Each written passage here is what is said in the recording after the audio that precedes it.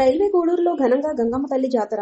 గంగమ్మ తల్లి సేవల భక్తులు. అన్నమయ్య జిల్లా రైల్వే కోడూరు నియోజకవర్గంలో శెట్టిగుంట రైల్వే కోడూరులో గంగమ్మ తల్లి జాతర నిర్వహించారు. గంగమ్మ తల్లి ఎంతో సాంప్రదాయక పద్ధతులతో భక్తి శ్రద్ధలతో ఈ జాతరను ప్రతి సంవత్సరం చాలా కోలాహలంగా జరుపుతారు. ఈసారి అదేవిధంగా చాలా అద్భుతంగా జాతర జరిగిందని చెప్పవచ్చు. జాతర సంబరాలు మామూలుగా లేవు.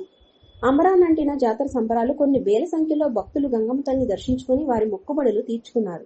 గ్రామాలు సుభిక్షంగా ఉండాలన్నా, పంటలు బాగా పండాలన్నా, వ్యాపారాలు బాగా జరగాలన్నా గంగమ్మ తల్లికి పొంగుబాలు, యాటలు బలి, అమ్మవారి గుడిపై చీరలు సమర్పించడం, సంతానం లేని వారికి సంతానం కలగాలని ప్రతి ఒక్కరూ వారి వారి మనసులోని కోరికలను గంగమ్మ తల్లికి అర్పించుకొని మమ్మల్ని, మా కుటుంబాన్ని, మా గ్రామాన్ని చల్లగా కాపాడాలని గ్రామదేవత అయినటువంటి గంగమ్మ అనేక ప్రార్థనలు చేసుకుంటారు. అలాగే ఎంతో మంది రాజకీయ నాయకులు రైల్వే కోడూరులను, కొందరు ప్రముఖులు రైల్వే కోడూరు గంగమ్మ తల్లిని దర్శించుకుని ప్రత్యేక పూజలు నిర్వహించారు. కోరిన వారికి కొంగు బంగారమే భక్తుల పాలిటి కల్పవృక్షమే. వేలాది మంది భక్తులతో కలకల్లాడుతున్న రైల్వే కోడూరు గంగమ్మ తల్లి జాతర ఒకసారి చూసి రావాలని స్థానిక ప్రజలే కాక చుట్టుపక్కల ప్రజలు కూడా అనుకుంటూ ఉంటారు.